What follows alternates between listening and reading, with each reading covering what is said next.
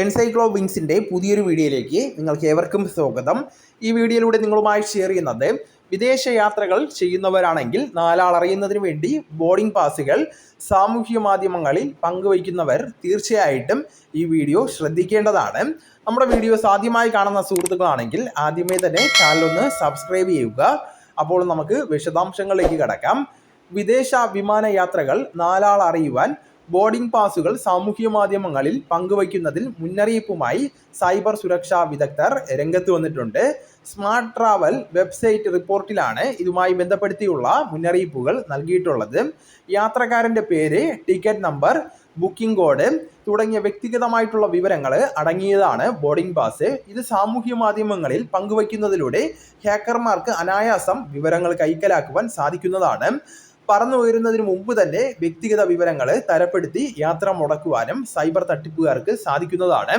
Boarding പാസിലെ barcode വഴി യാത്രക്കാരൻ്റെ phone number, frequent flyer അംഗത്വ number, അതേ നമ്പറിൽ ബുക്ക് ചെയ്ത ഭാവിയിലെ യാത്രാ വിവരങ്ങൾ എന്നിവ വായിക്കുവാൻ ഹാക്കർമാർക്ക് സാധിക്കുന്നതാണ്.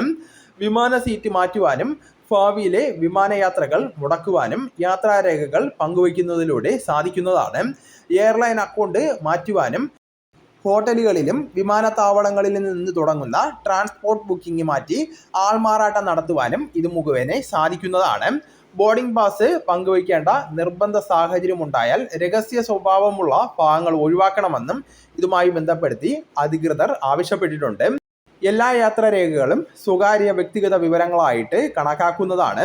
ഇത് പൊതുവായിട്ടുള്ള പ്ലാറ്റ്ഫോമുകളിൽ പ്രചരിപ്പിക്കുകയോ പ്രസിദ്ധീകരിക്കുകയോ ചെയ്യരുതെന്നും ഇതുമായി ബന്ധപ്പെടുത്തി ഓർമ്മപ്പെടുത്തിയിട്ടുണ്ട്. അപ്പോൾ ഈ വിവരം നിങ്ങളുടെ സുഹൃത്തുക്കളിലേക്കും മറ്റ് ഗ്രൂപ്പുകളിലേക്കും കൂടെ ഷെയർ ചെയ്യുക. നമുക്ക് തുടർന്നും വിജ്ഞാനപരമായിട്ടുള്ള മറ്റ് വീഡിയോസും ആനുകാലിക വിവരങ്ങളുമായിട്ട് വീണ്ടും കാണാം. അതുവരെ ഗുഡ് ബൈ.